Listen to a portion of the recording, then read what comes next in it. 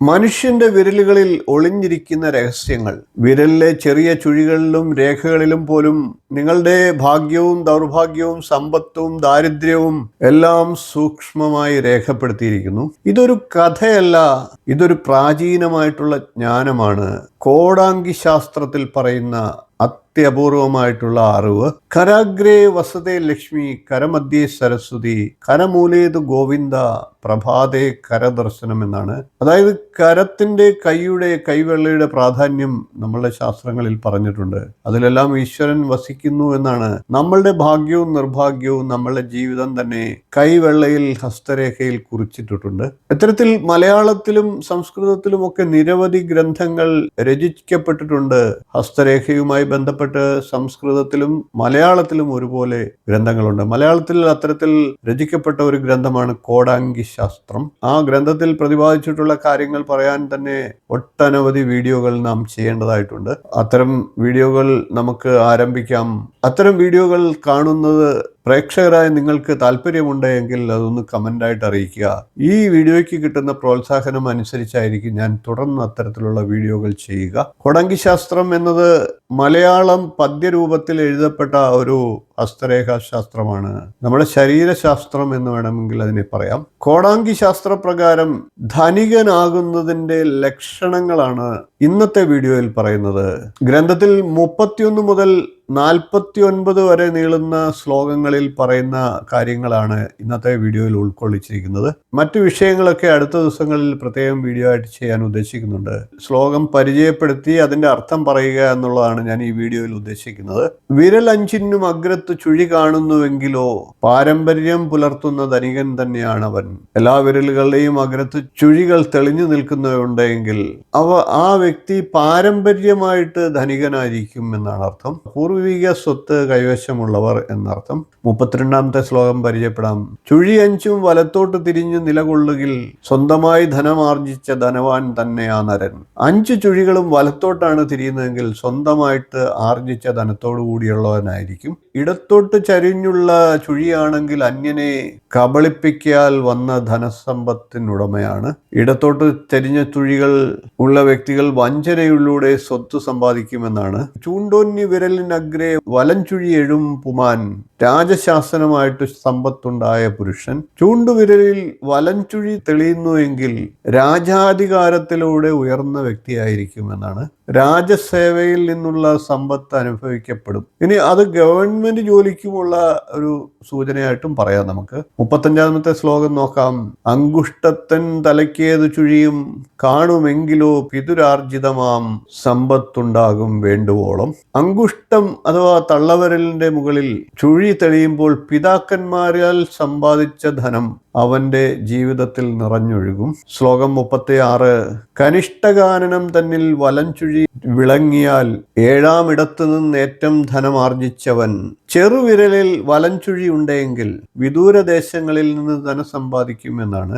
7ാമിടം എന്ന് പറയുമ്പോൾ യാത്ര അഥവാ വിദേശ രാജ്യം എന്നൊക്കെ അർത്ഥം പറയാം. അതേപോലെ തന്നെ അത് ചിലർക്കെങ്കിലും ഭാര്യ മൂലം അഥവാ ഭർത്താവ് മൂലം ധനസമ്പാദനം എന്നും പറയാം. അണിയും നടുവും ശീർഷെ ചുഴി ചൂടി വിളങ്ങിയാൽ ചൂതിനാൽ ധനമുണ്ടായ ഭാഗ്യവാൻ തന്നെ നിർണയം. വിരലുകളുടെ അഗ്രം മുതൽ മദ്യം വരെ ചുഴികൾ നിറഞ്ഞിരുന്നാൽ അവൻ ഭാഗ്യക്കളിയിലൂടെ സമ്പത്ത് നേടുമെന്നാണ്. ചൂതുപോലെയുള്ളതോ ലോട്ടറിയോ ഒക്കെ അതിനകത്ത് ഉൾപ്പെടുത്താം. വിരൽ തുമ്പിൽ കൊച്ചു 3 വരെയുള്ളവൻ ജോലി ചെയ്തിട്ട് ധനം ധാരാളം ഉണ്ടാക്കിടാം. വിരൽ തുമ്പുകളിൽ 3 വരെയുണ്ടെങ്കിൽ അത് കഠിനാധ്വാനത്തിന്റെ അടയാളമായിട്ട് പറയണം. അതായത് പരിശ്രമത്തിലൂടെ സമ്പത്ത് സമ്പാദിക്കുന്നയാൾ. ശ്ലോകം 39. നീണ്ടു മാംസളമായിടും ഇടയില്ലാതെ ഭംഗിയാൽ വിരലുള്ളവനാണല്ലോ ഭാഗ്യശാലി മഹാധനി. നീണ്ടതും സുന്ദരവുമായി വിരലുള്ളവർ അവൻ ഭാഗ്യത്തിന്റെ പ്രിയപുത്രനാണ്, മഹാധനിയുടെ ലക്ഷണമാണ്. ഇടയുള്ള അങ്കുലിക്കൂട്ടമുടയോൻ ധനമറ്റവൻ, എങ്കിലും നിത്യദാരിദ്ര്യം സംഭവിക്കില്ലൊരിക്കലും. വിരലുകൾ തമ്മിൽ ഇടയുള്ളവർ വളരെ ധനികനാകണമെന്നില്ല, എന്നാൽ അവർ സ്ഥിരം ദരിദ്രരുമാകില്ല. ശ്ലോകം 41. അങ്കുഷ്ടത്തിൻ മധ്യഭാഗേ നെന്മണി ഛായയുള്ളവൻ കൃഷിയാൽ ധനമാർജിക്കും ഗ്രാമീണ പതി നിശ്ചയം. അങ്കുഷ്ടത്തിൽ നെന്മണിയുടെ തിളക്കമുള്ളവർ. അങ്കുഷ്ടം എന്നാൽ തള്ളവിരലാണ്. അവർക്ക് ഭൂമിയുടെ അനുഗ്രഹം ഉണ്ടാകുമെന്നാണ്. അതായത് കൃഷിയിലൂടെ സാമ്പത്തിക അഭിവൃദ്ധി നേടുകയും ഗ്രാമീണ അധിപനാകുകയും ചെയ്യും. ശ്ലോകം 42. അങ്കുഷ്ടം നീണ്ടു ചൂണ്ടോന്നി മദ്യം ചുംബിച്ചുവെങ്കിലോ രാജസേവയിൽ നിന്നുണ്ടായിരുന്നു ധനസഞ്ചയം. നീണ്ട അങ്കുഷ്ടം ചൂണ്ടുവരലിനോളം പൊക്കം വെക്കുകയാണെങ്കിൽ, അതായത് ഇപ്രകാരം ചൂണ്ടുവരലിന്റെ താഴെ നിൽക്കുക, അതിനോട് നല്ല രീതിയിൽ മുകളിലേക്ക് കയറി നിൽക്കുന്ന രീതിയിൽ തള്ളവിരൽ വളർന്നു വരിക, തള്ളവിരൽ ഉണ്ടാകുക. അങ്ങനെയുള്ളവർക്ക് രാജസേവ മൂലം ജീവിതത്തിൽ സമ്പത്ത് നിറയുമെന്നാണ്. വലം കർണം അതിൻ പിന്നിൽ എള്ളിൻ മണി കണക്കിനെ കറുത്ത മറുകുണ്ടെങ്കിൽ അവൻ ധനിക സത്തമൻ. വലത് ചെവിയുടെ പിന്നിൽ കറുത്ത മറുകുണ്ടെങ്കിൽ അവൻ സമ്പന്നരിൽ മികച്ചവനായിരിക്കും. വില്ലുപോലെ വളഞ്ഞിട്ടും കറുത്തും നീളമേറിയും പുരികം വെച്ചിടും മർത്യൻ ധനികൻ ധർമ്മ തൽപരൻ. വില്ലുപോലെ വളഞ്ഞ കറുത്ത പുരികങ്ങളുള്ളവർ അവർ ധനികരുമാകും ധാർമ്മികരുമാകും. ശ്ലോകം 45.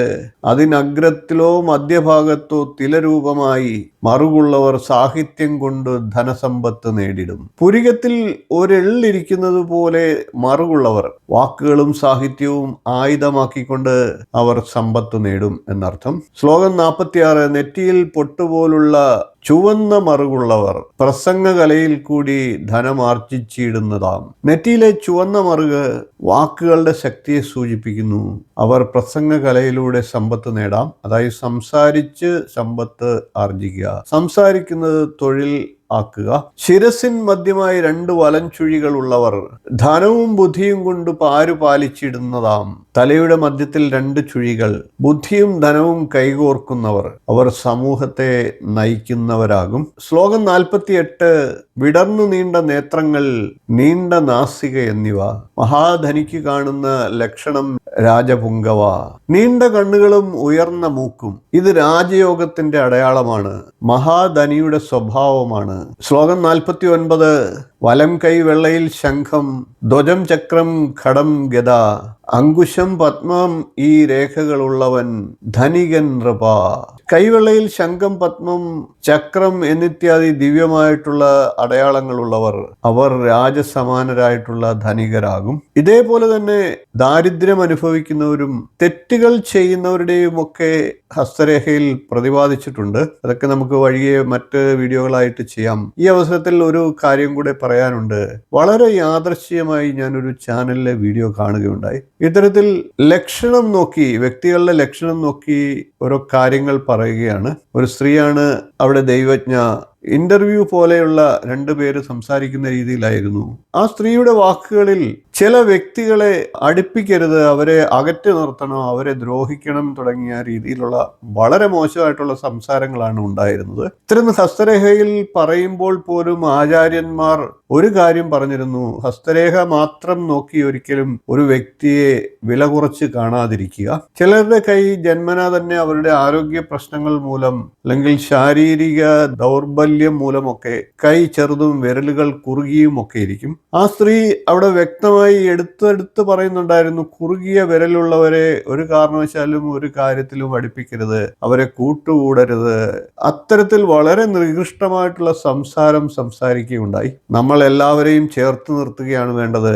അവരിലെ ദുഷ്സ്വഭാവങ്ങളെ മാറ്റി നല്ല വ്യക്തികളാക്കാൻ നമ്മൾ ഓരോരുത്തരും അത് നമ്മളുടെ കർത്തവ്യമായിട്ട് സ്വീകരിക്കണം. അകറ്റി നിർത്തുകയല്ല വേണ്ടത്, അവരുടെ ദുഷിച്ച സ്വഭാവത്തെ അകറ്റാൻ അവരെ സഹായിക്കുകയാണ് ചെയ്യേണ്ടത്. ഒരു ദൈവജ്ഞൻ അല്ലെങ്കിൽ ദൈവജ്ഞ എന്നുള്ളത് മറ്റുള്ളവർക്ക് ഉപകാരപ്പെടുന്ന രീതിയിലായിരിക്കണം ശാസ്ത്രത്തെ അവതരിപ്പിക്കേണ്ടത്. അവരിലെ തെറ്റുകുറ്റങ്ങളെ പറഞ്ഞ് മനസ്സിലാക്കി അത് ഒഴിവാക്കാൻ അവരെ പ്രേരിപ്പിക്കുകയാണ് ചെയ്യേണ്ടത്. അതല്ലാതെ ഇത് പൊതുവായി കേൾക്കുന്ന ജനങ്ങൾക്ക് കൈവിരൽ നോക്കി കുറുകിയ വിരലുള്ളവർ ഏതാണ്ട് ദുഷ്ടന്മാരാണ് എന്നുള്ള രീതിയിൽ അകറ്റി നിർത്തുകയല്ല വേണ്ടത്. ഒരിക്കലും ഹസ്തരേഖ മാത്രം നോക്കിയല്ല ഇത്തരം കാര്യങ്ങൾ നിശ്ചയിക്കേണ്ടത്. ജാതകവും കൂടിയാണ്, ജനിച്ച സമയം പ്രധാനപ്പെട്ടത് തന്നെയാണ്. രണ്ടും കൂടി ചേർത്ത് വായിച്ചെങ്കിൽ മാത്രമേ നമുക്ക് ആ കാര്യങ്ങളിൽ ഉറപ്പുള്ളൂ. എത്രയോ ചെറിയ ചെറിയ മനുഷ്യരുണ്ട്, പൊക്കമില്ലാത്ത മനുഷ്യരുണ്ട്. അവരൊക്കെ വളരെ സമൂഹത്തിന് വേണ്ടി വളരെയേറെ നല്ല കാര്യങ്ങൾ ചെയ്യുന്നവരുമുണ്ട്. നല്ല ഉന്നതങ്ങളിൽ നിൽക്കുന്ന ഒത്തിരി ധാരാളം ആളുകളുണ്ട്. ഒരിക്കലും ചെറിയ വിരലുകളുണ്ട് എന്നൊക്കെ പറഞ്ഞ് അവരെ അകറ്റി നിർത്താതിരിക്കുക. അത് ഈ അവതരണത്തിൽ ആചാര്യന്മാർ ശ്രദ്ധിക്കേണ്ട കാര്യം തന്നെയാണ്. അത് ഈ അവസരത്തിൽ പറഞ്ഞു എന്ന് മാത്രം. ഈ പറഞ്ഞതൊക്കെ വെറും രേഖകളല്ല, ജീവിതത്തിൻ്റെ രഹസ്യ ഭാഷകളാണ്. കയ്യിൽ എഴുതിയിരിക്കുന്ന ഭാഗ്യം, പക്ഷേ അതിന് ജീവൻ കൊടുക്കുന്നത് നിങ്ങളുടെ കർമ്മം തന്നെയാണ്. ധനം മൂലം ഇദം ജഗത് ധർമ്മസ്യ ച പ്രതിഷ്ഠിതം. ഈ ലോകത്തിന്റെ അടിസ്ഥാനം തന്നെ ധനമാണ്. പക്ഷേ ധർമ്മത്തോടൊപ്പമുള്ള ധനം മാത്രമേ ശാശ്വതമാകുകയുള്ളൂ. കയ്യിലെ രേഖകൾ, വിരലിലെ ചുഴികൾ, ഇവ വെറും അടയാളങ്ങൾ മാത്രമാണ്. സത്യമായ സമ്പത്ത് എന്നത് നിങ്ങളുടെ കർമ്മമാണ്. നിങ്ങളുടെ കർമ്മത്തിൽ, നിങ്ങളുടെ പരിശ്രമത്തിൽ, നിങ്ങളുടെ ധാർമ്മികതയിൽ അടിസ്ഥാനപ്പെട്ട് കിടക്കുന്നു. നിങ്ങളുടെ കൈകളിൽ കൂടുതൽ എന്തെല്ലാം കാര്യങ്ങൾ ഒളിഞ്ഞിരിപ്പുണ്ട് എന്ന് അറിയാൻ നിങ്ങൾക്ക് താല്പര്യമുണ്ടോ? വീഡിയോയ്ക്ക് ഒന്ന് കമന്റ് ചെയ്യുക. വീഡിയോ ഇഷ്ടപ്പെട്ടുവെങ്കിൽ ഒന്ന് ലൈക്ക് ചെയ്യുക, ഷെയർ ചെയ്യുക, ചാനൽ ഒന്ന് സബ്സ്ക്രൈബ് ചെയ്യുക, നോട്ടിഫിക്കേഷൻ ഒന്ന് ഓൺ ചെയ്ത് വെക്കുക. കൂടുതൽ ഇത്തരം പ്രാചീന അറിവുകളുമായി നമുക്ക് വീണ്ടും കാണാം. നന്ദി, നമസ്കാരം, ശുഭദിനം.